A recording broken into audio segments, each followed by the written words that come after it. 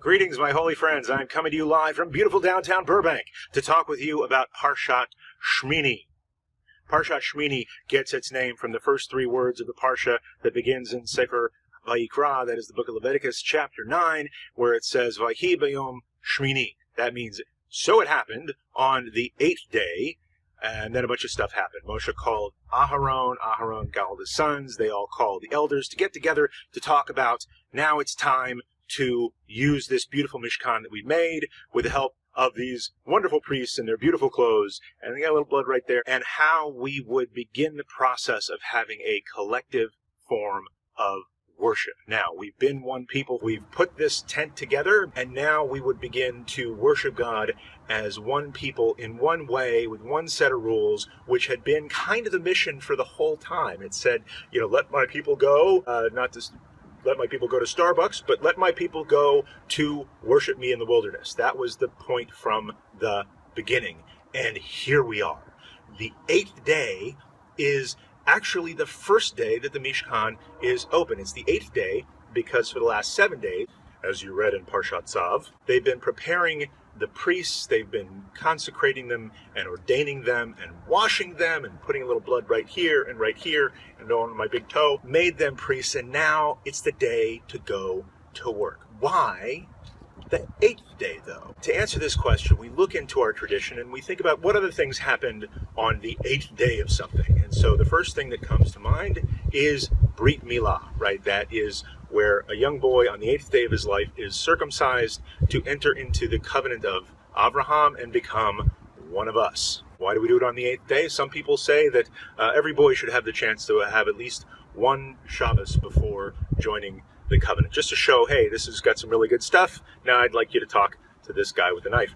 The other thing, on a more serious note, that happens in the 8th day is that that's the day that someone emerges from Shiva. Shiva being the 7-day mourning period that we traditionally observe for close relatives who've passed away. Then on the 8th day, the mourner slowly reemerges because they've still got stuff to do. They've still got mitzvahs to do. They've still got to take care of their families.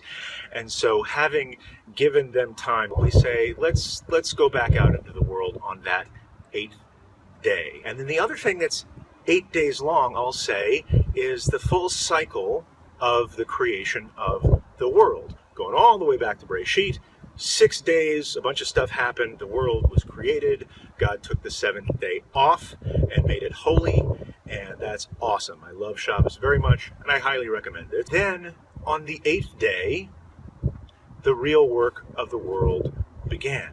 The rabbis, when discussing the significance of the 8th day, looked back to that period of Bereshit and said that on the day when we started working in the Mishkan, on the day when we started collective worship there, God must have rejoiced the way God rejoiced after those first 7 days in the creation of the world, because at that point he became partners with Adam to continue to build on this work. And I want to talk about that partnership for a second, because what's happening for the priests on that 8th day is that for 7 days they've been made to feel really special, and on the 8th day they took on the very grown-up responsibility of guiding their people through the practice of worship, which what it really accomplished was tshuva. They brought these sacrifices in order to expiate themselves from things they felt guilty about, and some other good reasons too, but this was the beginning of a collective move toward tshuva, of ongoing redemption following the primary redemption of the Exodus. This was a big job for these guys. They rolled up their sleeves and they went to work, just like Adam HaRishon.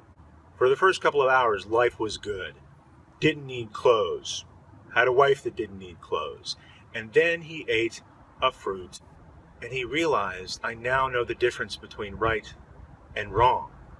And in that moment, he was robbed of a certain kind of innocence, but also in that moment, he took on a new kind of power. He didn't get to exercise it in the garden anymore, but in that moment, by his own free will, which he now had, he became a partner with God in the ongoing creation of the world, in the ongoing unfolding of this dream of God as it was still being dreamed. So I'd like you to take a look at these moments where a young boy enters the covenant and begins to fulfill the mission of God in the world. And who knows, he may even be Mashiach, if it's not going to be a girl, which, it may be. On the 8th day, a person who's been stricken with grief is reminded that they're still needed in the world.